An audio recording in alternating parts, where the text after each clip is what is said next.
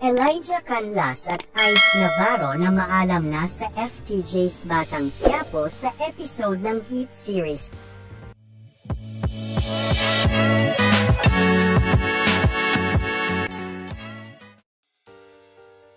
Sa episode 360, namatay ang kanilang mga karakter sa kamay ni Tanggol na ginagampanan ni Coco Martin, na naghiganti laban kay Pablo na ginagampanan ni Elijah Canlas at sa kanyang mga tauhan kabilang si Ruben na ginagampanan ni Ice Navarro, para sa krimen na ginawa nila kay Bubbles na ginagampanan naman ni Ivana Alawi.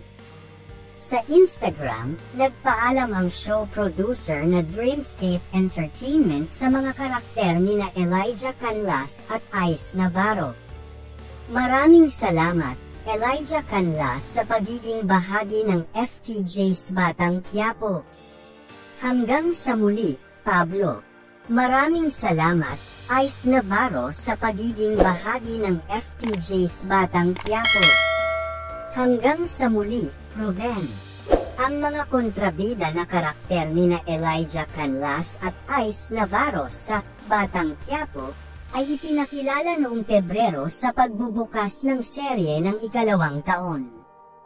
Samantala, kaya chinugi ang karakter ni Elijah Canlas dahil magsisimula na ang kanyang karakter sa Season 2 ng television drama mystery series na Senior High, ang High Street. Anyway, super husay talagang artista ni Elijah, na nagagawa niyang ibahin ang atake niya sa mga karakter na ginagawa niya. Kung sa bagay, pang best actor naman talaga ang kahusayan niya. Narito ang mga komento ng netizens. Ayan, mawawala na talaga si Pablo. Hello Archie na talaga. Sabi na kaya nasa High Street na si Elijah, dahil dedo na siya sa BQ. Ang bilis ng role ni Ruben, samantala si David ang tagal-tagal na sa Batang Quiapo.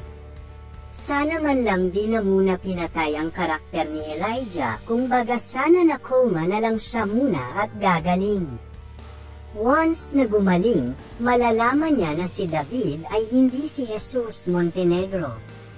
Elijah, bumalik na sa High Street as Archie, mas mahal niya kasi si Roxy. Nauna pang namatay si Pablo bago manganak si Camille.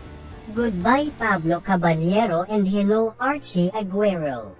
Kailangan na kasi siya sa original soap niya, which is High Street, to continue the life of Archie with Roxy and his son Riley.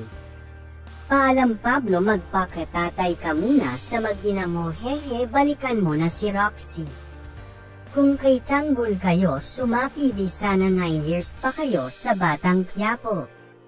Winasak niyo kasi ang puri ni Bubbles, ayan tuloy na tege kayo ni Tanggol. Sinaktan niyo ba naman si Tindeng Masutsugi talaga? Ang galing din ng anak ni Vong ah. First time niya pero magaling mana sa tatay.